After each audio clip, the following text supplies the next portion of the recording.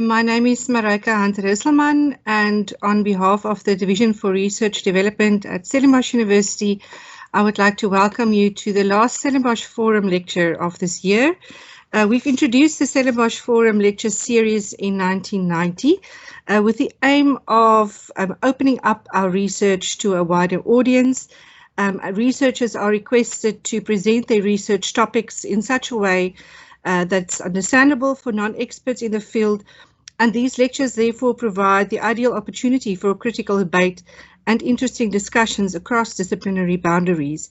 And today we're very privileged to have Dr. Nasreen from the Department of Botany and Zoology with us. She will talk on coastal ecology and conservation, merging science and traditional knowledge in Inhambane Bay in Mozambique. Nasreen holds a BSc in Marine Biology from UKZN and a PhD in Zoology from NMU. She specializes in the diversity and ecology of aquatic invertebrates in a wide range of coastal and freshwater habitats, particularly estuaries, rocky shores, and mangroves. And she's currently a lecturer at Stellenbosch University and the co-founder of Argonaut Science Limited. You would have seen her full bio sketch in the invite, so I'm not going to read it all. Nasreen, I would like to hand over to you now. Thank you very much again for your willingness to participate in this series, and we look forward to your talk. Thank you. Thank you so much, Marijke, and thanks to everyone who's joined. Today, I know it's supposed to be about mangroves in Inhambane Bay, but I was a bit sneaky and I added in a bit about the South African mangroves as well. I hope that's all right. Just bear with me, I am doing the strange thing we often have to do where we share from one device and we speak into another. So if I look a bit strange sometimes, this is why. So often, I've given this talk a few times, and one of the questions, that comes up is what actually are mangroves? And I realized that I don't take the time to explain what they are. So very basically, mangroves are trees that are adapted to grow in the intertidal area. And they usually have above ground roots, which we refer to as pneumatophores. You can kind of see so in the diagram at the bottom. And if you look at the picture at the top, you can see these pneumatophores sticking out of the soil. So they form swampy intertidal forests, and they host a variety of animals, including snails, crabs, fish, bivalves, and birds. So snails and crabs, to be very honest, are what I'm most interested in, but I collaborate with colleagues that are interested in all sorts of fauna within the mangroves. So at the top we have a very common littoraria, which you find many species of these in our mangroves, and then we've got a fiddler crab at the bottom. Now, mangroves are not just interesting and unique habitats, they also provide a range of ecosystem services. So in terms of ecosystem goods, they provide wood for timber and fuel, fisheries, so people harvest the fish and the invertebrates that you find in mangroves, and of course they are interesting for tourism. So from this perspective, mangroves form part of many livelihoods, and this is either on a small scale level or even on a commercial level. Now, when we look at the more intangible ecosystem services, mangroves provide a level of coastal protection to the habitats just behind them.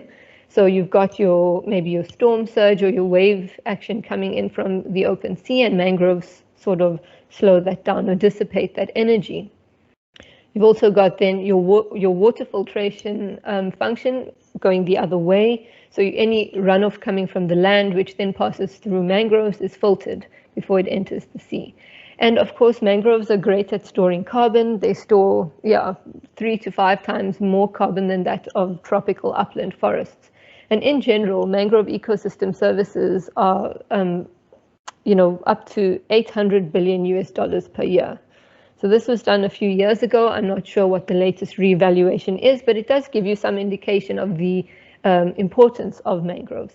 Now, where do we find mangroves? Most of us in this room or on this meeting are in the Western Cape, and we don't have mangroves in Cape Town. If you look at a world map, you'll see that you find mangroves mostly in tropical and subtropical areas, and sometimes they extend into temperate regions. And if we take a closer look at our coast, we can see that mangroves occur all the way down to East London, where they occur at what we call a latitudinal limit. This means that this is the limit latitudinally of their range, right? And here they occur well into temperate region, and they do really well, actually. Now, while they occur all the way up the East Coast, my focus particularly is on the Mozambican and South African mangroves. So that's what we'll talk about today. And we'll start with the South African mangroves, which are subtropical and temperate, and they cover actually a really small area. So only 20 square kilometers in total in South Africa. And while we have 6 mangrove species, only 3 are actually distributed throughout the country. The other 3 we find right on the border of Mozambique, and they don't really extend into the rest of the country.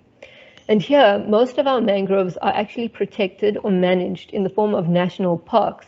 So this is what we refer to as top-down protection. So it's government mandated, and this will happen through an institution such as Inhambane Bay Mangrove Wildlife or sandparks. In Mozambique, mangroves occur in a tropical and subtropical area, and they are extensive. So 3,000 square kilometers covered just in mangroves. And here in Mozambique, you get 8 species of mangroves, which are distributed throughout the country. And while there is some level of protection and management, it's not a very high level of protection and management. And where you do find that mangroves are protected, it's mostly protected by local communities. So the communities that live around these systems and make use of them. And this is what we refer to then as bottom-up conservation, because it's coming from people on the ground, right? It's not coming from some government level authority. So we'll start with the South African mangroves, like I say, and here we find mangroves in sheltered bays or estuaries. If you note that we find mangroves mostly on the east coast, and our east coast is quite a high energy coastline. So bays and estuaries provide a nice sheltered but still tidal habitat for these mangroves. And I mentioned before that they actually thrive at latitudinal limits, so they do really well. If you've ever had the good fortune to visit the Mgazana estuary, that's one of my favorite mangrove sites, and they do really well, and the ecosystem there, including the fauna, does really well.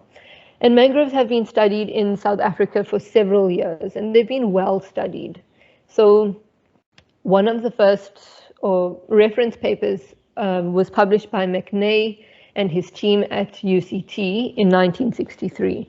And they surveyed mangroves, or he rather, along with a few colleagues here and there, surveyed mangroves across South Africa for something like 7 years, I think, and collected all these data and published a paper. And he just basically described the mangrove ecosystems in South Africa. Now, what he found was quite a distinct northern and southern group, and he described them really well, and each had its own distinct group of fauna and flora as well, and zonation. But a lot has changed since the 1960s, the most obvious or the most visible being land use change, where land has been used for agriculture or for development. Then you also have the traditional harvesting and fishing, which has been ongoing.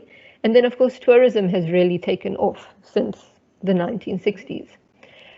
And in terms of keeping up with these changes or understanding how mangroves have changed, I would say that our botanist counterparts have done a much better job than we have.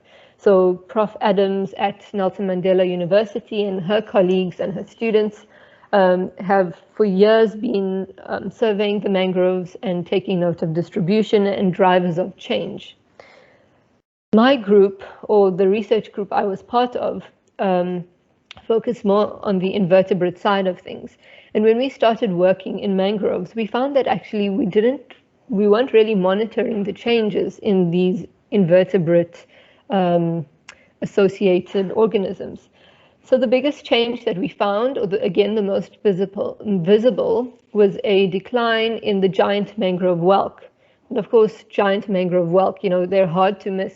On average, I think their shells are between 5 to 8 centimeters long, and they can get up to 12 centimeters long. So we found actually that compared to older papers and previously published research, these snails were conspicuously absent from the mangrove system. And that's when we decided that we actually needed a dedicated initiative to understand mangrove distribution and, invertebrate distribution and diversity within these mangrove habitats. So about 5 or 6 years ago, we undertook a dedicated survey with teams of people. Some of you may know Prof. Anusha Rajkaran, who's at UWC, and she's a mangrove botanist. So she was the other lead in this project. And we collected a bunch of data, which I won't really get into here, but just your average survey data. So your physical-chemical parameters, looking at microalgae. We again monitored trees, as was part of Anusha's standard survey. And then we started collecting your macrofauna and myofauna data. And, oh, that's me going backwards. There we go. So what did we find? We found that, yes, some species have disappeared from most sites. And I've included here a picture of a fiddler crab, or one species of fiddler crab. But what I actually found with this fiddler crab is that it seems that fiddlers go through these boom and bust cycles. So some years they seem to disappear completely from mangroves, and now we're starting to see this fiddler reappear in many mangroves. So I wouldn't say disappeared, I would just say that at the time of the survey, it was maybe going through a bust part of the cycle. But the other interesting thing we found is that many species had a poleward shift. So for my non-ecological colleagues who might not know, a poleward shift simply means moving from the equator towards the poles. And we suspect that with a change in climate, you are going to have climate-induced range expansions and range shifts from the equator to the poles. So if you consider that we are in the southern hemisphere, we expect species to move further down south, right? And of course, there are other things that would limit this distribution, but we certainly found for many of these mangrove-associated invertebrates, there was a poleward shift in distribution. Now, we might think, that's not such a bad thing. It's a good thing if species are expanding their ranges. But we need to remember that a range expansion not only alters the behavior and cycle of the species itself as it moves into areas that maybe it's not really well adapted to live in, but it also alters balance in the new ecosystem, in the ecosystem that it now colonizes. And then it could act as invasive species and interfere with species that are already in the system. So I've just included a few pictures of some species that we found to have moved south. And so if the mangroves end sort of where you can see Nahoon on the screen, some of these mangrove species we are now finding at Kariga estuary, right there below the arrow, somewhere there. And we've even once spotted a fiddler crab, which is a well-known mangrove-associated crab, all the way in Neisner Lagoon, which is quite a far distance to travel. All right, so now, this was the basis of our South African work, and I want to skip a bit to our research in Mozambique. So what happened is that we moved to Inhambane for a year or so. And Inhambane is a city in southern Mozambique, located within the Inhambane Bay. And you can see there, it's a red dot, which looks quite close to South Africa, or to the South African border, but is a 6-hour drive up. Now, as you can maybe see from the satellite image, this Inhambane estuary, so this is Inhambane Bay, right? And the estuary is here where it enters the sea. And there are a few rivers, there's some freshwater input coming in from the south, the east, and then the north. So Inhambane Bay is actually lined with mangroves and seagrass. And there are many local communities which also live around the bay. Now, these local communities use the mangroves quite intensely, and they live really close to the mangroves. And they are fishers and harvesters, looking particularly for fish, crustaceans, mollusks, and then mangrove wood.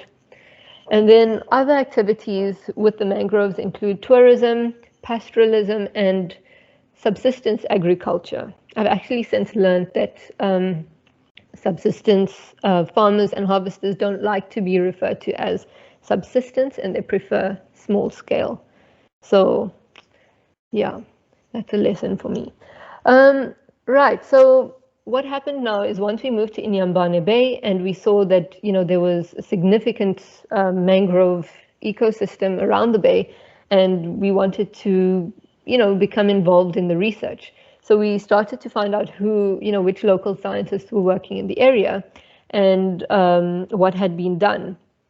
And we found this paper from 20 years ago, and which showed an overall decline in mangroves in Mozambique, and specifically in Inhambane Bay. Now, yes, this was published 20 years ago, and data were collected in 1990, which is 30-something years ago. But activities around the bay have continued to move towards deforestation. So communities chopping down trees for timber, and especially in the cities, people removing mangroves as it's a commonly held belief that they destroy the aesthetic. So yeah, there was still deforestation continuing. And with this, there were increased reports of erosion around the bay. But the other interesting thing that we learned as we started working more with local scientists and with the local community is that the communities themselves had identified nursery habitats for reef and estuarine fish in association with the nearby mangroves. So if you take a broader look at Inhambane Bay, the estuary is here where it connects to the sea, and around here you've got extensive reef habitat. So it attracts many, many tourists for the scuba diving and the free diving and to see the whale sharks and all of that. But the reef fish are then using the bay as a nursery habitat. So what communities had done is they had established no-take zones. And this meant that within these zones, they were not allowed to fish. People were not allowed to fish. And they had also established mangrove replanting initiatives.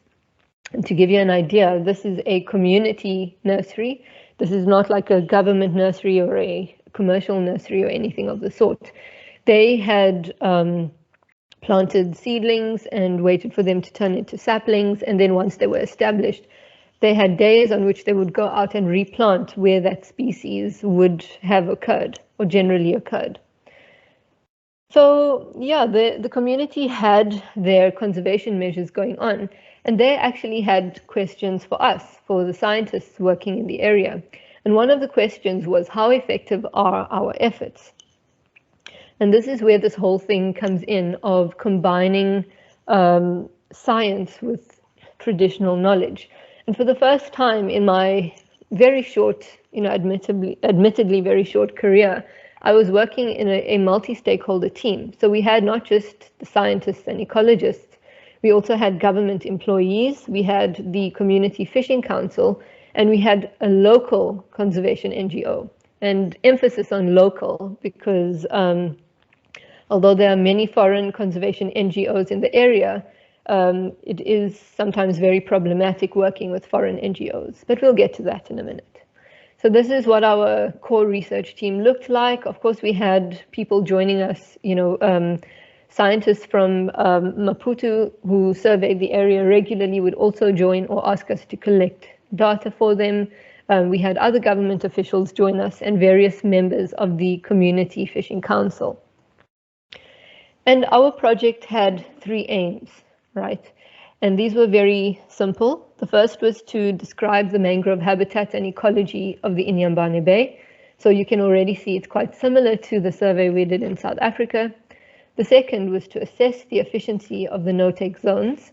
And the third, which was not very technical in its methodology, but just arose from many conversations and workshops and that sort of thing, was to explore the relationship between scientists and communities.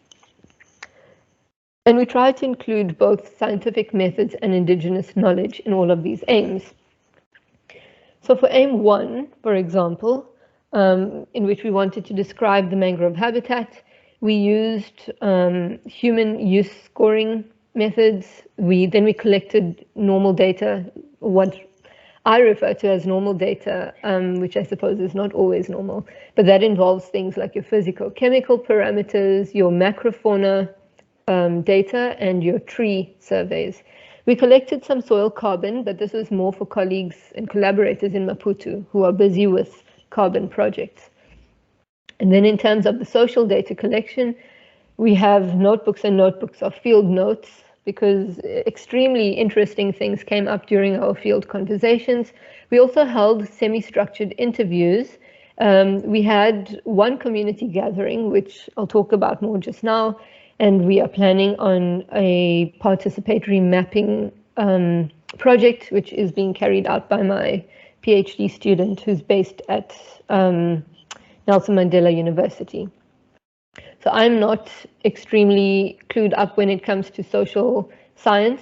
So it was a huge learning curve for me, and I did enjoy it. It was just a very different form of research. So the first thing we did was to classify our sites. We established 6 sites around the bay, and we classified these in terms of human use. So the purple dots represent our sites. We tried to get good coverage, including the 2 cities and the more further out sites. And so these were based on things like harvesting, traffic, where people had built, and that sort of thing.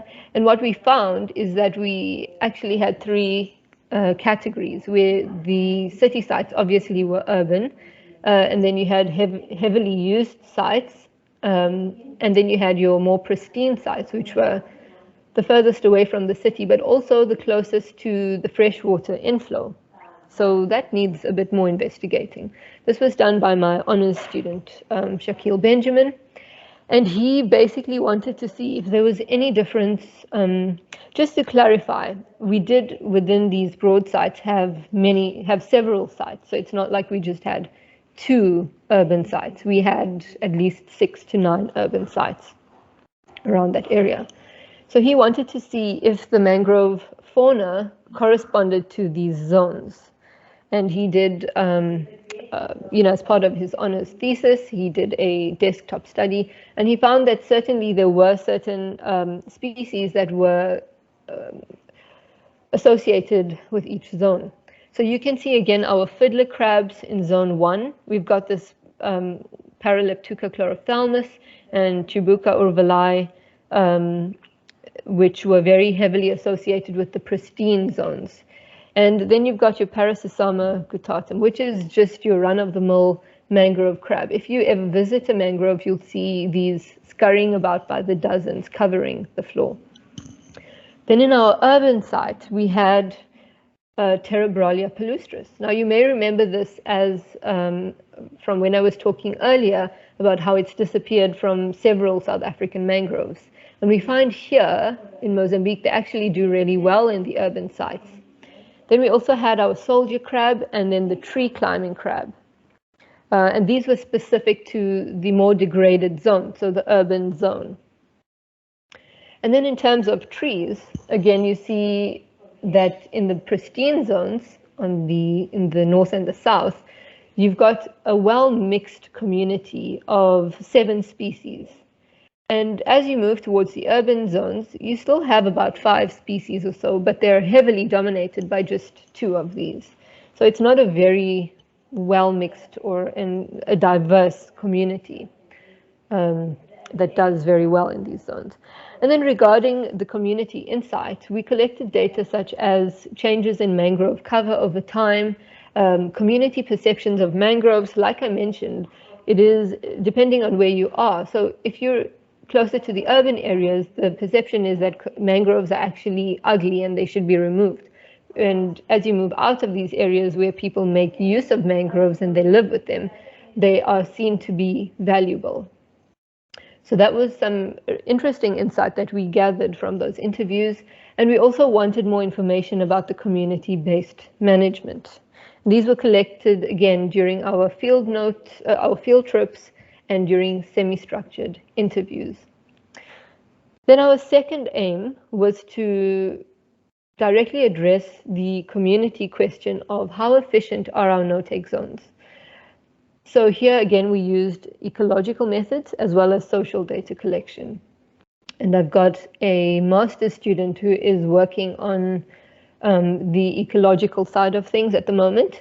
And she used environmental DNA or eDNA, as well as baited remote underwater video analyses.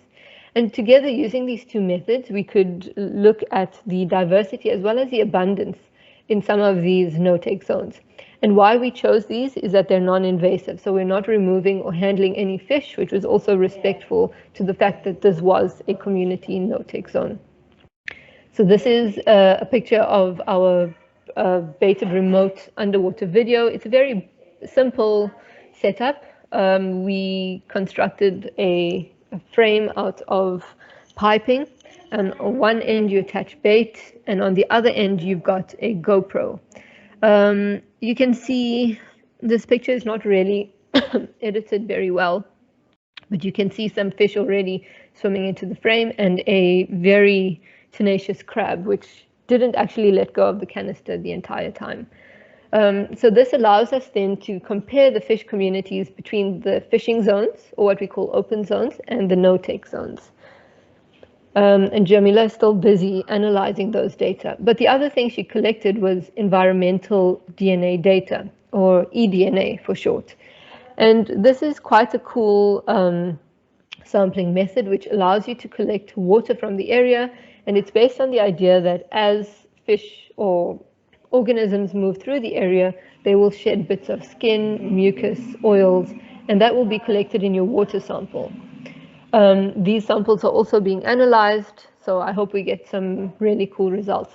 What's important to note is that the community, together with the local NGO that we work with in Inhambane, are already doing eDNA monitoring of their zones. So, you know, we came up with the idea, and they really liked the idea because it's a simple way for community members to also collect data, or to collect samples rather. And then they built up partnerships with labs overseas as well. And they, aside from just this project, they are continuing with this monitoring method. And then in terms of community insight, we wanted to know about the roles of community fishers. Something that's not often addressed when it comes to fishers is the gender aspect.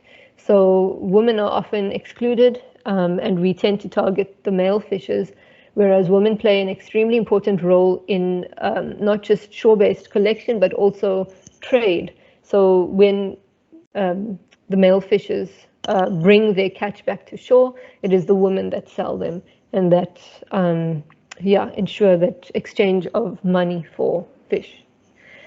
And then the other thing we wanted to hear about was the change in catch and effort over time, and people had a lot to say about this. And then we wanted to hear how everyone felt about community-based management. So if you've got your community fishing council and you've got the leaders that enforce these laws, and they will go around the area, and if they catch you fishing in a no-take zone, they will confiscate your catch and your gear, or they make you pay a fine. It has happened once before because they can enlist the services of the local police. So it has happened once before where a fisher was jailed as well for fishing in a no-take zone. And then we wanted to try pick up on any climate change impacts and resilience within these communities. And that again is part of Juliana's research, so my PhD student. All right, so I don't have much to report on there because those data are still being analyzed. But I'll just talk briefly about the scientist-community relationship. And I think, honestly, for me, this project taught me a lot about working outside of the science bubble, what I like to call the science bubble. Often in South Africa, we'd go into these mangrove systems, and even if there were communities there, you were taught to, you know, just greet them, just collect your samples, move on. We never really considered how communities use the area, what it means to them to have us in that area as well. So the type of conversations that came up were things like, what do we actually give to communities in return? How do they feel about scientists? Honest communication was a big topic. And then what role do other stakeholders play? So the government, the NGOs, and policing authorities. And then how do we involve small-scale harvesting communities in science? So some of these were difficult conversations to have, but I will just talk briefly about the one community gathering we had. This was 3 years ago, actually. Sure, time flies. Yeah, so this was led by it was asked for by the community, and one of the community members who is head of the local NGO suggested a BioBlitz event, and they wanted to bring in a few of the kids from the surrounding communities, and they wanted them to go out and record whatever they could find. So some of them had cameras, some of them had little tubs, and they brought back whatever they could find. And it's actually remarkable what we found on the day. And then the other cool thing is that when some of the fishers heard about it, they wanted to contribute as well. So they went out that morning just around the edges, and whatever they, or not the morning, because they go fishing at night, but when they came in that morning, they kept some of the stuff that they had found, which they do in any case sometimes, but this time they brought it to the BioBlitz event. And then we also had cool interactions with a homemade microscope. So it's not really a great picture at the bottom here, but using a few free online resources, you can build quite a nifty smartphone microscope, just using a laser lens, some perspex, and some wood. And we use these really often, even now, because we do a lot of tours with kids along the coast. And kids love the fact that they can whip out their smartphone. Every kid has one, and just put it on the platform and see whatever is underneath. And the resolution is quite, the magnification rather is quite high, considering you're using a smartphone. And so we found some interesting things, which I, included just because, it was interesting for me. And of course, the crabs are first. These are crabs that we didn't know occurred in the area, and they usually occur in much deeper areas. So the fishermen actually brought this one up from one of the deeper channels. So this was a first for me, seeing this crab in person. Seahorses are caught, and this one actually looks quite old and dried. They dry within, honestly, minutes. So it was caught that morning, and already it looked quite old. Then there were a few interesting things that the kids found in the seagrass. I like to ask people to guess what this is, but I'll just tell you, it's a cluster of eggs. So these are snail eggs, and you find them quite abundantly around the seagrass. So I'm not sure which species those eggs belong to, but they look really strange. It looks almost like rocks. Oh, and this is salt marsh. So we get these in South Africa, we get the species, but why I included it was because we had common things like the salt marsh that were brought to us, and then we had interesting conversations around them. So some members of some communities were very insistent that, this is food only for the pigs, and, you should not eat it. It's not any good for humans. It's just cattle feed. And other community members, protested because for them, it really adds good flavor to a dish. So we had a lot of cool insight and information like this. And then, of course, we had a corner for the older people in the community, and they had a lot of stories as well. So we had the kids sitting behind the camera here, and the community elders told a lot of stories. They asked a lot of questions. I remember that they were actually unusually interested in starfish, specifically starfish reproduction for some reason. So these questions were directed towards the guys of the NGO and my partner Nelson in Portuguese, and they landed up answering a lot of questions around starfish reproduction. So it's interesting what actually interests people. Right, so, we were talking afterwards, and we put our objectives into a sort of a diagram and our methods into a diagram. And this was the first time I'd ever looked at it this way. Previously, you just look at the methods and the science-focused objectives. And for the first time now, I was starting to think about community-focused objectives. And look, this is not revolutionary. We're definitely not the first people to include communities in research. It's just that for me personally, where my training was so ecologically focused, it's not something that we learn as ecologists. So this was a huge life lesson. And basically, we try to look at how our methodologies contributed to the objectives of both scientists as well as communities. And you can see where the community members were interested in the efficiency of their no-take zones. Several of our methodologies contribute to that objective. And our objective, which was very simple, just to study the mangrove ecology and change over time, we could answer using those same methods. And then, of course, we had indirect objectives. So for us, it was to understand or to learn more about successful community conservation dynamics, which is not something we see often in South Africa.